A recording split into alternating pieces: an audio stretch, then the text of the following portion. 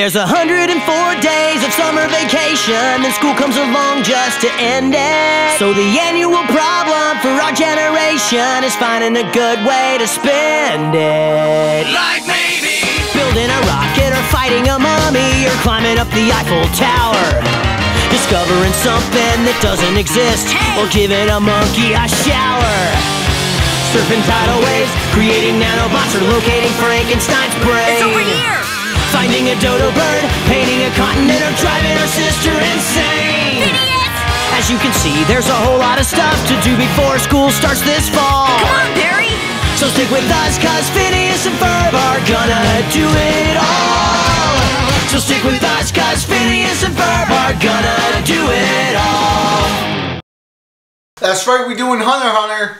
I'm sure that came as a surprise, and it wasn't completely obvious. Hunter x Hunter is a fantasy shonen battle manga written and illustrated by Yoshihiro Togashi, and it was serialized in Weekly Shonen Jump from 1998 to present. Yeah, so for the first time ever, I'm actually going to be reviewing a series that doesn't have an ending. So the thing with this series is that I used to get so many recommendations to review it, and at one point I was just like, no, it's not finished. I'm not touching it. Then I came to the realization that if I do wait for Hunter x Hunter to finish, it's probably going to be a while. So to celebrate the 50th review, I decided to finally take a look at Hunter x Hunter. Now, I have seen the anime. I watched it 5 years ago when it originally ended. But of course, I forgot a lot of the details about it, and you know, I'm switching from the anime to the manga. I wasn't really sure if I'd still have the same feelings I once did, and whether or not I did is what we're here to discuss today. Also, full disclosure, I haven't read every single chapter of the manga yet. I didn't really want to catch up to the newest arc and have to wait like 10 months for a new chapter. So this review will be covering the first chapter all the way to the end of the Dark Continent arc. So Hunter x Hunter takes place in a fantasy world, and I have to say, Togashi, very high quality design right here, where we meet our protagonist, a young boy named Gon Freaks. Now, Gon lives in a small village with his aunt. He's never met his parents before. But when he was a child, he met a man named Kite. Now, Kite is what is known as a hunter. In this world, hunters stand at the top of humanity. This is a small group of people who pass a very rigorous and deadly exam, who are given a hunter license which allows them to travel anywhere in the world for free and do pretty much anything. Many hunters decide to dedicate their lives to research, to hunting down treasures, finding mysterious new places. Some of them are just assholes. You can just do what you want. You're a hunter, no one fucks with you. And this is when Kite tells our little protagonist that his father is a hunter himself, and since that day, Gon has been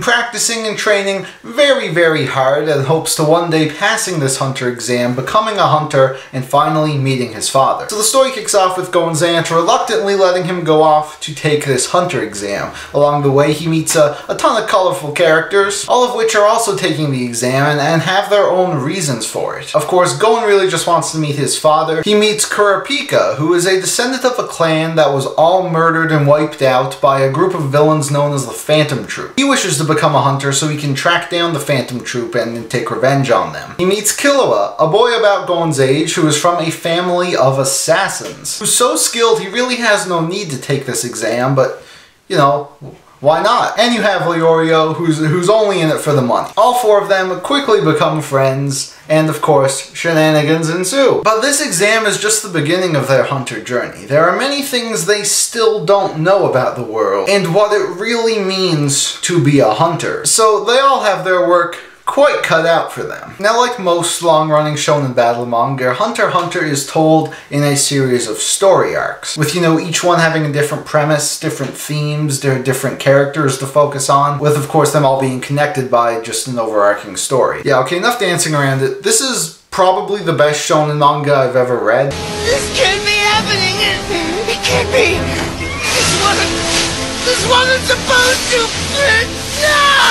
The lengths it goes to tell such creative, fascinating, and engaging stories is unlike anything I've ever seen before. The DNA of a normal battle manga is here. It has all the stuff you know and love. It has your exam arcs, your tournament arcs, your groups of villains, your shitty dad. But it sets itself apart from everything by presenting such a unique take on it all. A lot of shonen manga fall into the trap of having their story arcs feel kind of similar. You know, the characters go to this new place, find out its history, there's a sad backstory, there's a group of villains, they all have to fight the villains, they have to fight the main guy. Like, how many shonen arcs does that apply to? Even within the same series. Every single arc is completely distinct from each other. You know, from the Hunter exam, which is full of strategy and interesting twists and crazy characters, to the York New City arc,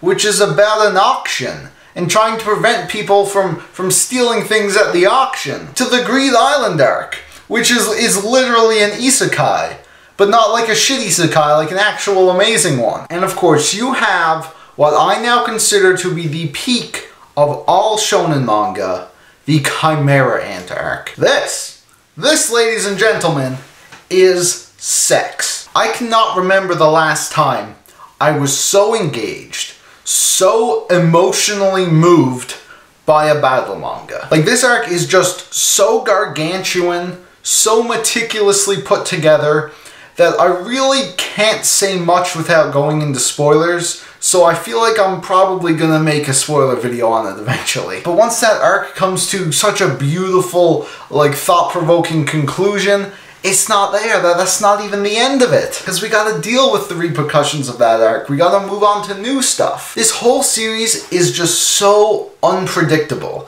You see a lot of talk these days about, you know, subverting expectations, usually not for good reasons, but this series truly does subvert your expectations in all the right ways. Every time a story arc starts, you might think you know how it's going to end. You might know how it's all going to play out. It's a battle manga. You've read this stuff a million times before, but it'll take completely different directions. Characters will make decisions that you would never see coming, even though they're smart and they make so much sense. I also have to say, it can be quite funny. Now, this is by no means a comedy series. In fact, I may have undersold just how dark of a series this is. Like, as far as Weekly Shonen Jump goes, this is fucked. This is yikes. But yeah, it does have its lighthearted moments, and it really produced quite a few laughs out of me. But all of that would be for naught if the battles weren't cool. Because again, it's a shonen battle manga. It's mostly battles. Your battle manga could have the best story in the world, but if the battles are no good, who gives a shit? Thankfully, Hunter x Hunter has probably the best power system I've ever seen in a manga. That's right, I'm talking about Nen. Wow. Can there be a better power than Nen? I don't think so. Nen is, you know, your usual, you're harnessing all your inner power, aura, energy, whatever. But it goes so deep, so complicated, yet so easy to understand, that it makes nearly every fight in the entire series memorable. So someone will learn the basics of Nen, you know, just how to harness their energy, protect themselves, shoot bolts or whatever, and then they can develop their own ability. It can really be anything they want. You want a super powerful punch? Go for it. You want to shoot electricity out of your fingers? Go for it. You want to make a vacuum that eats people? You want to make an invisible piece of gum? Go for it. And their power can also be as powerful as they want. Which leads to some interesting fights, because something they always say is that the experience someone has doesn't always matter. Someone could have just learned Nen or been a veteran for 50 years, but it really all depends on what their ability can do. Now you're probably saying, hold up, did you just say they can make it however powerful they want? That seems pretty broken. How is this a good thing? Well, this is when things get pretty wacky. You see, while in theory you can make your Nen as powerful as you want it to be, that does not come without a price. When characters make a Nen ability, they have to set conditions with themselves. It could be very strong in one area, but there's always a weak point. You can't have the perfect Nen ability. And that's what makes Nen so fascinating. A lot of creative battle manga are like this, where you never know what type of ability someone is going to have, but in Hunter x Hunter, it's almost more interesting what their weakness is. Everyone has one, and the characters figuring out how to exploit those weaknesses, while also making sure theirs don't get exploited, is so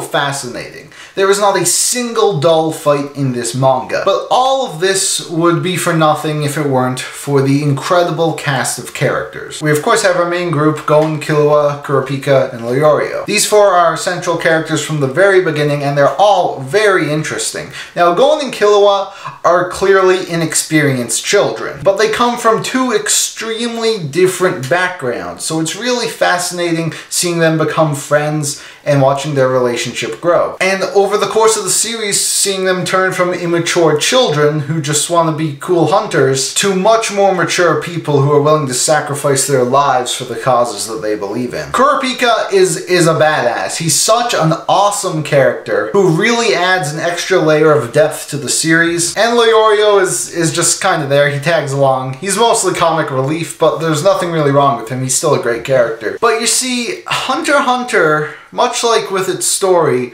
takes quite a few risks with these characters. You know, these four are established very early on as our central characters. However, there are large portions of the series where some of these characters are barely in it at all. Now, Gon and Killua are obviously the central characters. They're almost always there in the spotlight, but even they aren't always the focus of an arc. Like, this series just has no problem just, you know, shifting the characters around, separating them, focusing on other people. When a lot of manga do this, it can seem very forced, and you might think, oh, it might be disappointing to see a character you love be away for so long, but it makes so much sense in the context of the story. In fact, if all of these characters were kept together, it would be completely bullshit. And there's just so many other fascinating characters they meet along the way. Other hunters who become their friends, become their rivals. People of all different shapes and sizes, quite literally, that all just round out this cast so extremely well. But of course, they're just the tip of the iceberg. There is no way I will be able to touch on every single character I love from this series. There's so goddamn many of them. But it would be a crime if I didn't talk about some of the best, most memorable villains I've ever seen. Because these aren't your average villains. In fact, they're quite morally gray.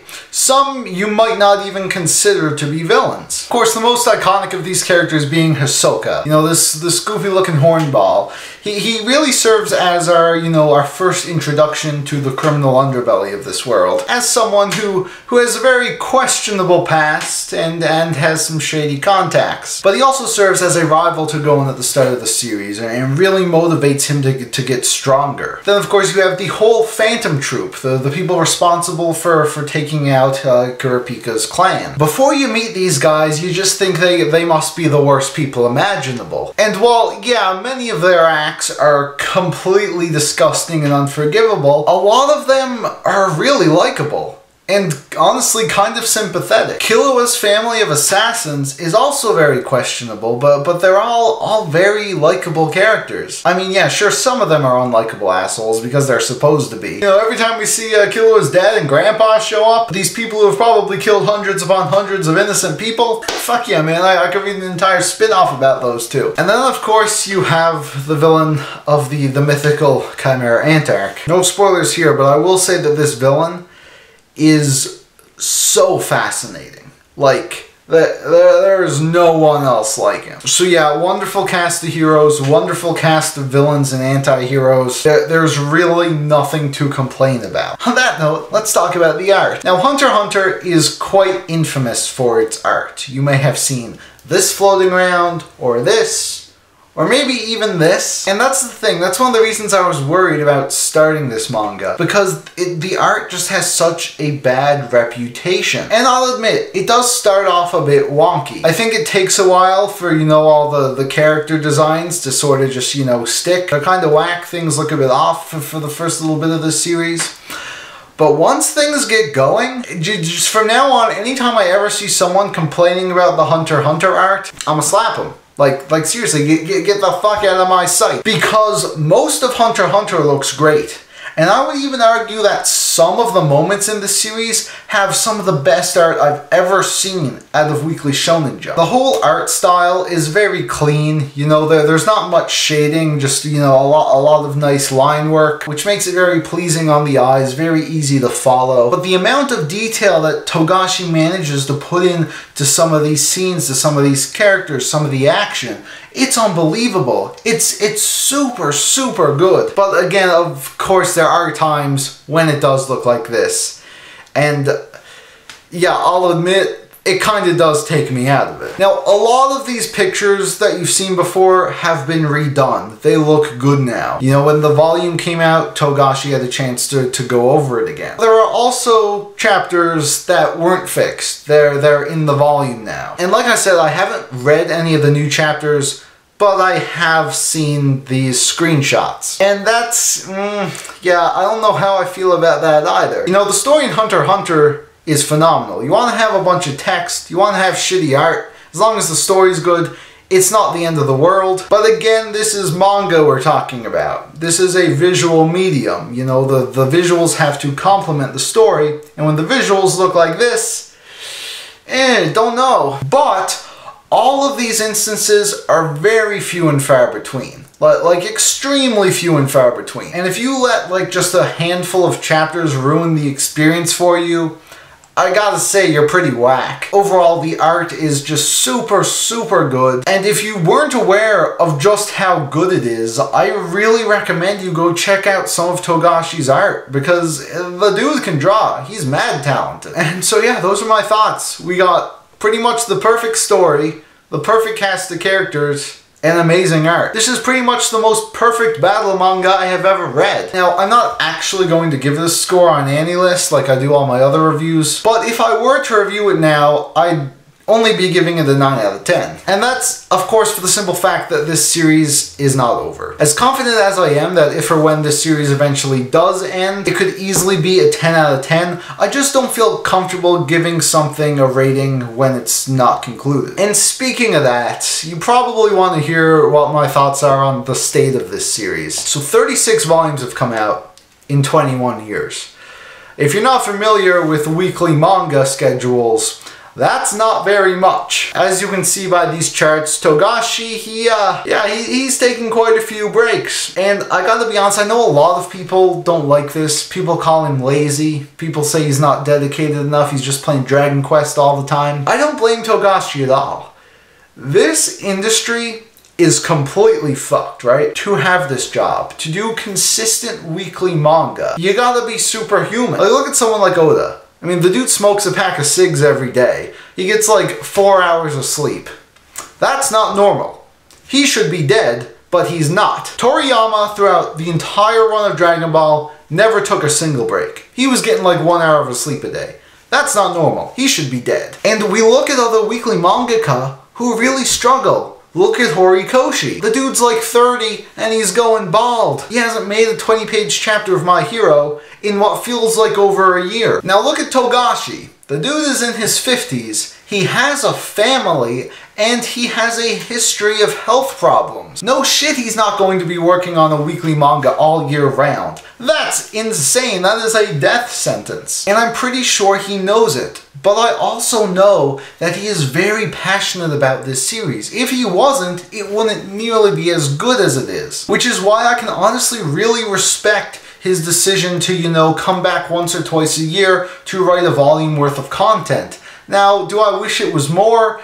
Yes. But seriously, you gotta let the man live. He's given us such amazing content that, you know, even if he were to retire tomorrow, leave the series unfinished, I feel like I would be satisfied. So that'll do it. That was my review for Hunter x Hunter. If you're interested in checking out the manga for yourself, which I can't recommend enough, of course all 36 volumes are in print and available from Viz Media. Now Hunter x Hunter did get 2 adaptations. You have the first one, which started in 1999. Obviously it had a much older art style of animation, and it didn't cover as much material. I haven't seen this one, but I have heard from people that it is really, really good. Then of course you have the more recent adaptation, the 2011 version, which I have seen all of, and it's absolutely fantastic. If you're more of an anime fan, I could easily recommend that over the manga, but I don't want to downplay the manga because I still think it's fantastic and has amazing art. Art that, if I'm being honest, the anime can't always capture. So with that, thank you all so much for watching. You can leave your thoughts on Hunter x Hunter in the comments below. As I've mentioned multiple times before, I am now going to be taking about a 6-week hiatus from YouTube so I can focus on my final semester. When I return, you can expect some more full series reviews, including a more in-depth spoiler talk on Hunter x Hunter, because there's just so many things I couldn't even mention in this video. So until then, take care, and I will see you all in the next one.